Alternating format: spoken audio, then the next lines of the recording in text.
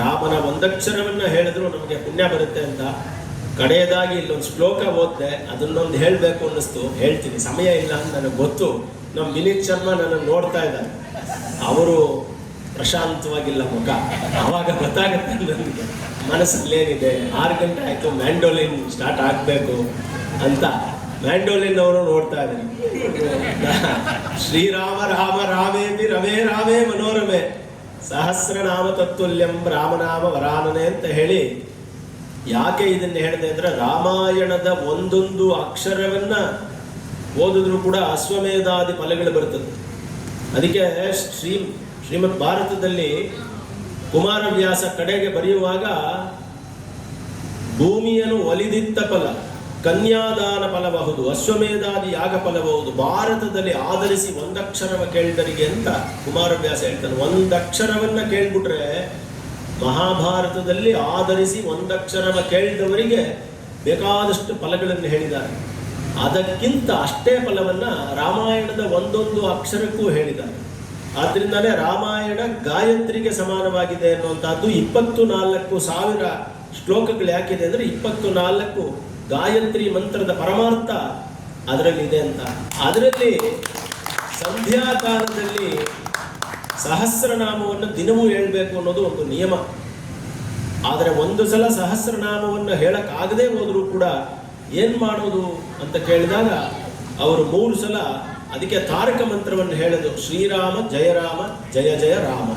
ಇದನ್ನು ಹೇಳಿದ್ರೆ ಶ್ರೀರಾಮ ಅಂತ ಅನ್ನುವಾಗ ರಾ ಅನ್ನೋದು 2, ಯಾ ರಾ ಅನ್ನುವಾಗ ರಾ 2ನೇದು, ಪಾಪ ಬಾಬಾ ಮಾ 5, 2 × 5 10, ಅಂದರೆ ರಾಮ ಅಂದರೆ 10.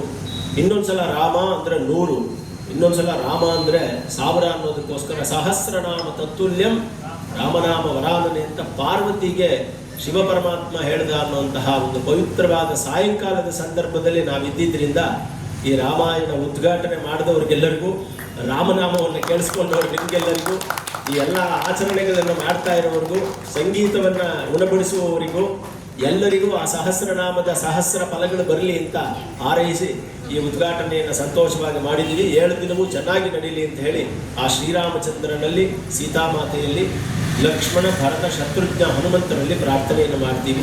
ಶ್ರೀಮತೇ ರಾಮಾನುಜಾಯ.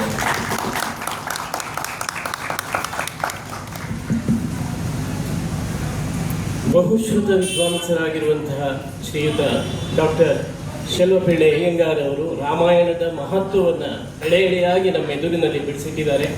ಅವರಿಗೆ ಸಂಸ್ಥೆಯ ಪರವಾಗಿ ಹೃತ್ಪೂರ್ವಕವಾದಂತಹ ವಂದನೆಗಳನ್ನು.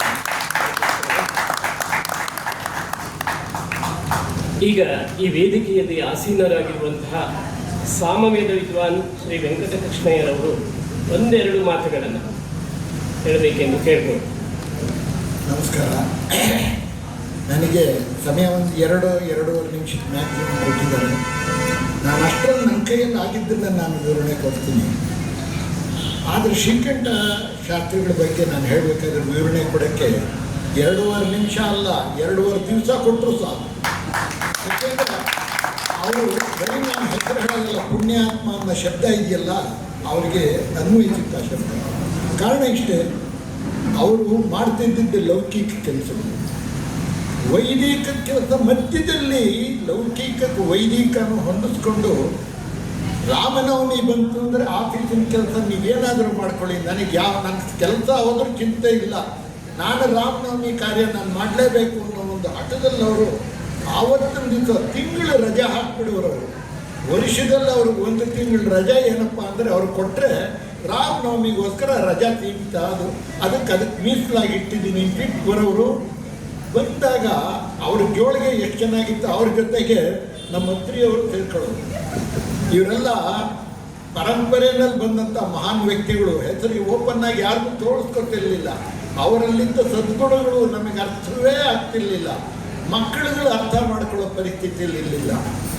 ಅವ್ರು ಎಷ್ಟು ಹಳ್ಳಿ ಸುತ್ತವರು ಜೋಳಿಗೆಯಲ್ಲಿ ಹಾಕ್ಕೊಂಡು ಹೊರಟ್ರೆ ಕೊಡ್ತಿದ್ದಿದ್ದು 4 ಆಣಿ, 4 ಆಣಿ ಎಷ್ಟು ಕಡೆ ಸಂಪಾದನೆ ಮಾಡಿ ಕೊನೆಗೆ ಆ ಪುಣ್ಯಾತ್ಮ ರಾಮೋತ್ಸವ ಮಾಡಿದಾಗ ಅವರು ಪೂರಿ ಭೋಜನ ಹಾಕಿದ್ದು ಹೊರಗೆ ಬಂದಿದ್ದು, ಊಟ ಮಾಡಿದ ಆಚೆಗೆ ಬಂದಿದ್ದ ಜನಕ್ಕೆ ಎಂಥ ಸುಂದರವಾದ ಕಾರ್ಯ ಮಾಡಿದ್ರು. ಅದು ಆವತ್ತಿನ ದಿವಸದಲ್ಲಿ ಪರಂಪರೆ ಸೇರಿದಾಗ ಬರೀ ರಾಮೋತ್ಸವ ಮಾಡಿ ನಾನು ಬದುಕಿದ್ನೆ ಇಲ್ಲ, ರಾಮೋತ್ಸವದಲ್ಲಿ ಸ್ವಲ್ಪ ಹಣ ಇದೆ, ಇದನ್ನು ಬೇರೆ ಕಾರ್ಯಕ್ಕೆ ಉಪಯೋಗಿಸ್ತೀನಿ. ಸತ್ಕಾರ್ಯ ಅಂದರೆ ಅವ್ರು ಮಾಡಿದ ಸತ್ಕಾರ್ಯಕ್ಕೆ ಬೇರೆ ನಾವು ನೋಡೋಕ್ಕೆ ಅವಕಾಶಗಳಿಲ್ಲ. ಒಂದು ರೀತಿಯಲ್ಲಿ ತಗೊಂಡ್ರೆ ಯಜುರ್ವೇದದ ಪರಂಪರೆ ಉದ್ಧಾರ ಆಗೋ ಅವಕಾಶಕ್ಕೆ ಶ್ರೀಕಂಠ ಶಾಸ್ತ್ರಿಗಳು ಮೂಲ. ಯಾಕಂದರೆ ನಾನು ನೋಡಿದ ದಿವಸಗಳು 1960-65 ಮಧ್ಯದಿಂದ ನಾನು ಅಧ್ಯಯನ ಮಾಡ್ಕೊಂಡ್ಬಂದೆ. ನಾನು 56ರಿಂದ ನಾನು ಸಂಸ್ಕೃತ ಪಾಠಶಾಲೆ ಇದ್ದವನು. 63 ತನಕ ಒಂದು ಸಾರಿ ಧ್ಯಾನ ಮಾಡಿದೆ. ನಾನು ರಿಟೈರ್ ಆದ್ಮೇಲೆ ಪುನಃ ನಾನು ಮಾಡಿದೆ. ನಾನು ಲೌಕಿಕ ವೈದಿಕ ಇದರಲ್ಲಿ ಎರಡೂ ಕಡೆ ಪರಂಪರೆಗೆ ಓಡಾಡೋ ಮನುಷ್ಯ. ಅವರು ವೇದ ಹೇಳ್ಕೊಡೋಕ್ಕೆ ಶುರು ಮಾಡಿದಾಗ ಇಲ್ಲಿ ನೋಡಿದ್ರೆ ಯಾವುದೇ ಕಾರ್ಯ ತಗೊಳ್ಳಿ, ಶುಭ ಕಾರ್ಯ ಅಪರ ಕಾರ್ಯ ಯಾವುದೇ ತೊಗೊಂಡ್ರೂ ಯಜುರ್ವೇದದವರು ಬರಬೇಕು ಅಂತ ಹೇಳ್ತಿಲ್ಲಪ್ಪ. ಒಕ್ಕುಳ್ಳಿ ನಮ್ಮ ಸಂಸ್ಕೃತ ಪಾಠಶಾಲೆಗೆ ಹೋಗಿ ನಮ್ಮ ಗುರುಗಳನ್ನ ಕೇಳಿದ್ರೆ ನಾನು ನಿನಗೆ ಪಾಠ ಹೇಳ್ಕೊಡ್ತೀನಿ ಕಾರಣ ಅಷ್ಟೇ, ಇದೆಲ್ಲ ಬೇರೆ ಯಾರನ್ನಾರು ನೋಡ್ಕೊಪ್ಪ, ನನ್ನ ಕೈಯಲ್ಲ.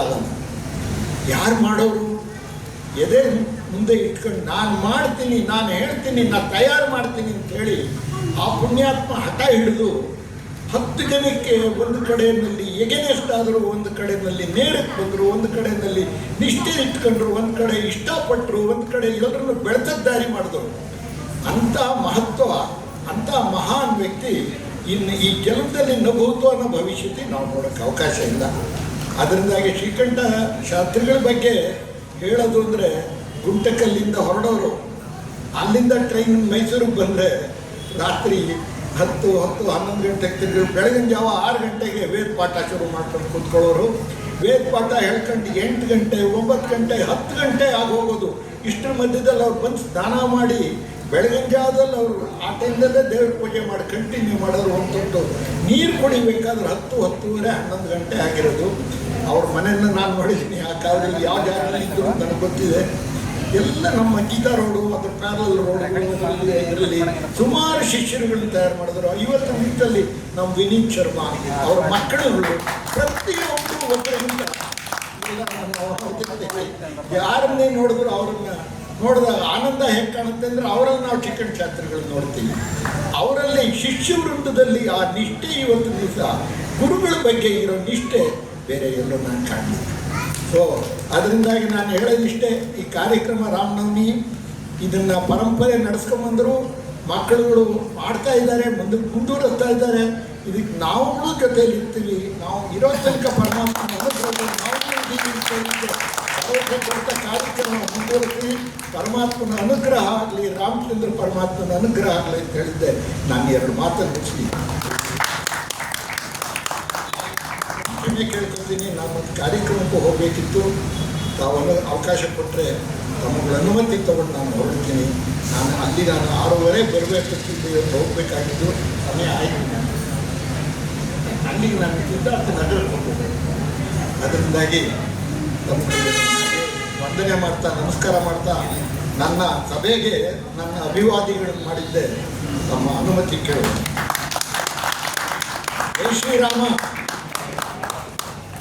ರಾಮೋತ್ಸವದ ಹರಿಕಾರರಾದಂತಹ ಶ್ರೀಕಂಠ ಶಾಸ್ತ್ರಿಗಳ ಜೊತೆಯಲ್ಲಿ ತಾನು ಕಳೆದ ಸವಿ ದಿನಗಳನ್ನು, ಸವಿ ನೆನಪುಗಳನ್ನು ನಮ್ಮೊಂದಿಗೆ ಹಂಚಿಕೊಂಡಂತಹ ಶ್ರೀಯುತ ವೆಂಕಟ ಕೃಷ್ಣಯ್ಯ ಅವರಿಗೆ ವಂದನೆಗಳು. ಈಗ ಶ್ರೀಯುತ NS ಅತ್ರಿ ಅವರು 1 ನಿಮಿಷದಲ್ಲಿ ತಮ್ಮ ಅಭಿಪ್ರಾಯವನ್ನು ವ್ಯಕ್ತಪಡಿಸಬೇಕೆಂದು ಕೇಳಿಕೊಂಡು.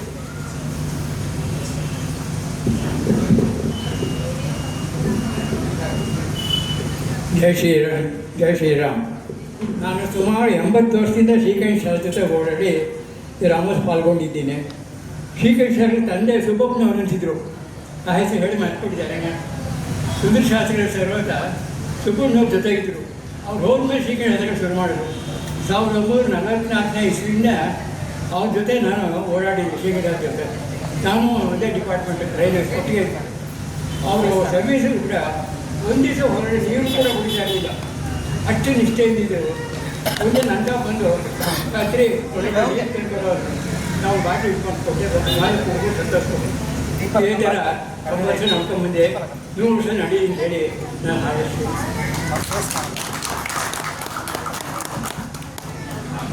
ಶ್ರೀಯುತ NS ಅತ್ರಿ ಅವರ ಮಾತುಗಳಿಗೆ ವಂದನೆಗಳನ್ನು ಹೇಳ್ತೀನಿ. ಈಗ ಶ್ರೀ ವೆಂಕಟೇಶ್ವರ ಒಂದೆರಡು ಮಾತುಗಳನ್ನು ಆಡಬೇಕು ಅಂತ ಹೇಳ್ತೀನಿ. ಹಿರಿಯರಲ್ಲಿರುವ ನಮಸ್ಕಾರ.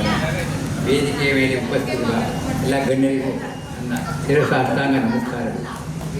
ಜೊತೆಗೆ ಈ ಪ್ರಸನ್ನ ರಾಮಮೂರ್ತಿಯ ಸುಮಾರು ನಾನು ನೋಡಾಗೆ 22 ವರ್ಷಗಳಿಂದ ನನಗೆ ಕಂಡಾಗೆ 22 ವರ್ಷಗಳಿಂದ ಸತತವಾಗಿ ಮಾಡ್ಕೊಂಡ್ಬರ್ತಿದ್ದಾರೆ. ಇದನ್ನು ನೋಡಿದ್ರೆ ಭಾರಿ ಸಂತೋಷ ಆಗುತ್ತೆ.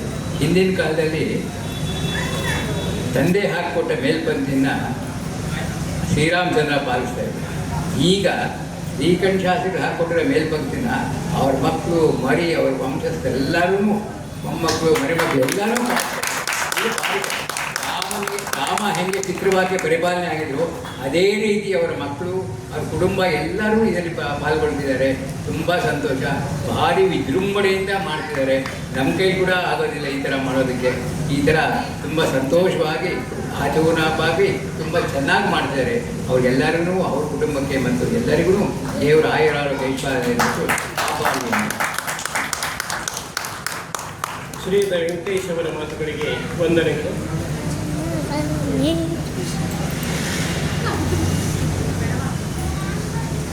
ಈಗ ಅಧ್ಯಕ್ಷೀಯ ನುಡಿ ಇದನ್ನು ನಡೆಸಿಕೊಡಲಿದ್ದಾರೆ ಶ್ರೀಯುತ ವಿಶ್ವನಾಥ್ ಅವರು, ಅಧ್ಯಕ್ಷರು.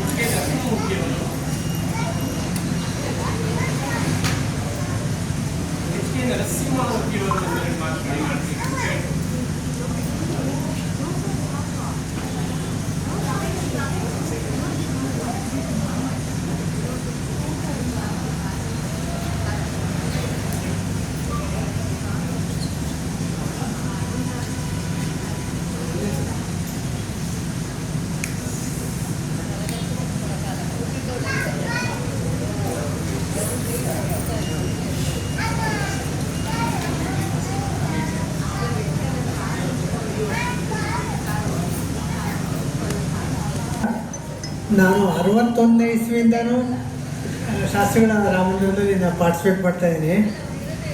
ಸುಂದರ ಶಾಸ್ತ್ರಿಗಳು 90 ವರ್ಷದಿಂದ ಹಿಂದೆ ಶುರು ಮಾಡಿದ್ದು. ನಾನು 60 ವರ್ಷದಿಂದನೂ ನಾನು 61ನೇ ಇಸ್ವಿಯಿಂದನೂ ಪ್ರತಿ ವರ್ಷವೂ ನಾನು ಮುಗಿಸ್ತಾ ಇದ್ದೀನಿ. ಅವರು ಶಾಸ್ತ್ರಿಗಳು ಎಲ್ಲ ಕಡೆಗೂ ಸೈಕಲಲ್ಲಿ ಬರೋರು. ನನಗೆ ನಾವು ಹೊಟ್ಟಿಕೊಪ್ಪಲಲ್ಲಿದ್ದು ಆ ಹಬ್ಬಲೆಲ್ಲ ನೀವು ಸೈಕಲ್ ಹೊಡ್ಕೊಂಡ್ಬರ್ತೀರಾ, ನೀವು ಫೋನ್ ಮಾಡಿಬಿಡಿ ಸಾಕು, ನೀವು ಬಂದು ಹೇಳಿದ್ವಿ ಇಲ್ಲ ನರಸಿಂಹಮೂರ್ತಿ ನಾನು ಎದುರುಗಡೆ ಬರಬೇಕು ಅಂತ. ನಮ್ಮ ಮನೆ ಪ್ರತಿ ಸಲ ಪ್ರತಿ ವರ್ಷವೂ ನಮ್ಮ ಮನೆಗೆ ಬಂದು ಹೇಳೋರು. ಈಗ ಅವರಷ್ಟು ಸಿನ್ಸಿಯರ್ ಇವರೆಲ್ಲ ಹೇಳ್ದಂಗೆ ಅಷ್ಟೊಂದು ಸಿನ್ಸಿಯರ್ನ ಈ ಕಾಲದಲ್ಲಿ ನೋಡೋಕ್ಕಾಗೋದೇ ಇಲ್ಲ. ಅವರ ತಕ್ಕಂತೆ ಅವರ ಮಕ್ಕಳು ಮೊಮ್ಮಕ್ಕಳು ಎಲ್ಲ ಚೆನ್ನಾಗಿ ನಡೆಸ್ತಾ ಇದ್ದಾರೆ. ಇದು ಇನ್ನೂ 100 ಕಾಲ ನಡೀಲಿ ಅಂತ ಹಾರೈಸ್ತೀನಿ.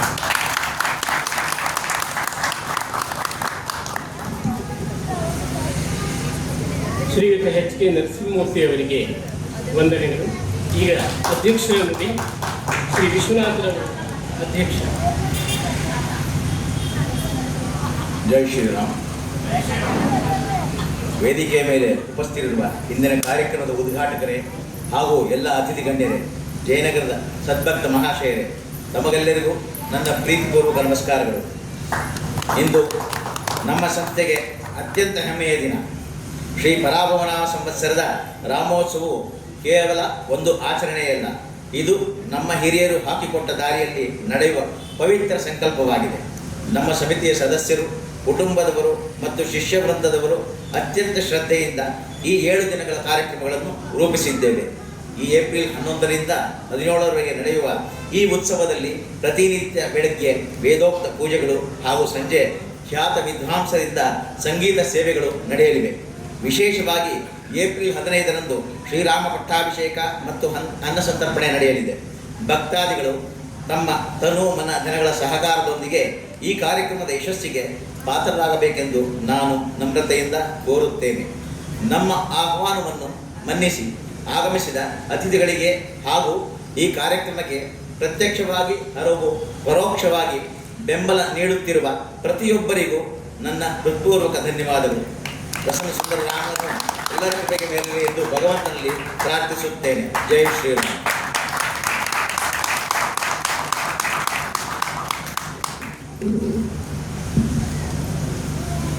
ಅಧ್ಯಕ್ಷೀಯ ಭಾಷಣವನ್ನು ಮಾಡಿದಂತಹ ಶ್ರೀಯುತರಿಗೆ ವಂದನೆಗಳನ್ನು ಅರ್ಪಿಸ್ತೇನೆ. ಈಗ ವಂದನಾರ್ಪಣೆ ಕಾರ್ಯಕ್ರಮ ಇದನ್ನು ನಡೆಸಿಕೊಡಲಿದ್ದಾರೆ ರವೀಶ್ ಅಯ್ಯರ್.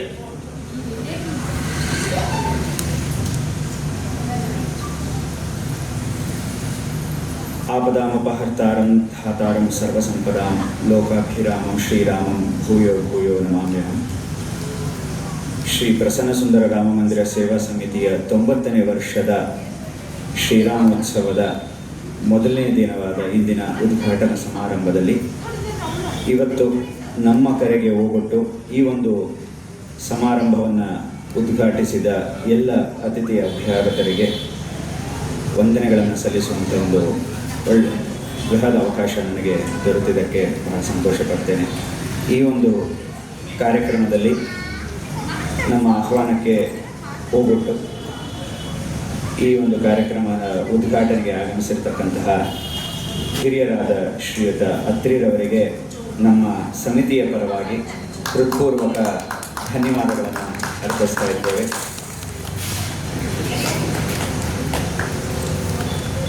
ಹಾಗೂ ಮೈಸೂರಿನ ಹಿರಿಯ ವಿದ್ವಾಂಸರಾದಂತಹ ಪಿಟೀಲು ವಾದಕರಾದಂತಹ ನಮ್ಮ ಗುರುಗಳಾದ ವಿದ್ವಾನ್ ಎಚ್ ಕೆ ನರಸಿಂಹಮೂರ್ತಿ ಸರ್ ಅವರಿಗೂ ಸಹ ನಾವು ಸಮಿತಿಯ ಪರವಾಗಿ ಹೃತ್ಪೂರ್ವಕ ಧನ್ಯವಾದಗಳನ್ನು ಅರ್ಪಿಸ್ತಾ ಇದ್ದೇವೆ. ಹಾಗೂ ಖ್ಯಾತ ವೇದ ವಿದ್ವಾಂಸರಾದಂತಹ ಶ್ರೀಯುತ ಶೆಲ್ವಪಿಳ್ಳೆಯಂಗಾರವರಿಗೂ ಸಹ ನಮ್ಮ ಸಮಿತಿಯ ಪರವಾಗಿ ಅನಂತಾನಂತ ಧನ್ಯವಾದಗಳನ್ನು ಅರ್ಪಿಸ್ತಾ ಇದ್ದೇವೆ. ಹಾಗೂ ಹಿರಿಯರಾದ ಶ್ರೀಯುತ ವೆಂಕಟೇಶ್ ಮೂರ್ತಿರವರು ಅವರು ಸಹ ಉಪಸ್ಥಿತರಿದ್ದು ಈ ಕಾರ್ಯಕ್ರಮವನ್ನು ಯಶಸ್ವಿಗೊಳಿಸಿದ್ದೀರಿ. ನಿಮಗೂ ಸಹ ಸಮಿತಿಯ ಪರವಾಗಿ ಅನಂತ ಧನ್ಯವಾದಗಳು. ಹಾಗೂ ಶ್ರೀಯುತ ನಮ್ಮ ಗುರುಗಳ ಸುಪುತ್ರರಾದಂತಹ ಶ್ರೀಯುತ ವಿಶ್ವನಾಥರವರು ನಮ್ಮ ಸಮಿತಿಯ ಸದಸ್ಯರು, ಅವರಿಗೂ ಸಹ ಹೃತ್ಪೂರ್ವಕ ಧನ್ಯವಾದಗಳನ್ನು ಅರ್ಪಿಸ್ತಾ ಇದ್ದೇವೆ. ಹಾಗೂ ಸಭೆಯಲ್ಲಿ ನೆರೆದಿರತಕ್ಕಂತಹ ಎಲ್ಲ ಅತಿಥಿ ಗಣ್ಯರಿಗೂ ಅಭ್ಯಾಗತರಿಗೂ ಹಾಗೂ ಶಾಸ್ತ್ರಿಗಳ ಕುಟುಂಬ ವರ್ಗದವರಿಗೂ ರಾಮ ಭಕ್ತರಿಗೂ ಆಸ್ತಿಕ ಭಕ್ತ ಮಹಾಜನರಿಗೂ ಸಹ ಅನಂತ ಧನ್ಯವಾದಗಳನ್ನು ಅರ್ಪಿಸ್ತಾ ಇದ್ದೇವೆ. ಇವತ್ತಿನಿಂದ ವೈಭವವಾಗಿ ಒಂದು 90ನೇ ವರ್ಷದ ರಾಮೋತ್ಸವ ಪ್ರಾರಂಭವಾಗಿದೆ. ಇದೇ ರೀತಿ ಕಡೆಯವರೆಗೂ ಈ ಒಂದು ರಾಮೋತ್ಸವ ಸಪ್ತಾಹವನ್ನು ಎಲ್ಲರೂ ನಿಮ್ಮ ತನುಮನ ಧನದ ಸಹಾಯದ ಮೂಲಕ ನೆರವೇರಿಸಿಕೊಡ್ಬೇಕು ಅಂಥೇಳಿ ನಾವು ಕಳಕಳಿಯಿಂದ ಪ್ರಾರ್ಥನೆ ಮಾಡಿಕೊಡ್ತಾ ಎಲ್ಲ ನೆರೆದಿರ್ತಕ್ಕಂತಹ ಸದ್ಭಕ್ತರಿಗೂ ವಂದನೆಗಳನ್ನು ಸಲ್ಲಿಸ್ತಾ ಇದ್ದೇವೆ. ಜೈ ಶ್ರೀರಾಮ್.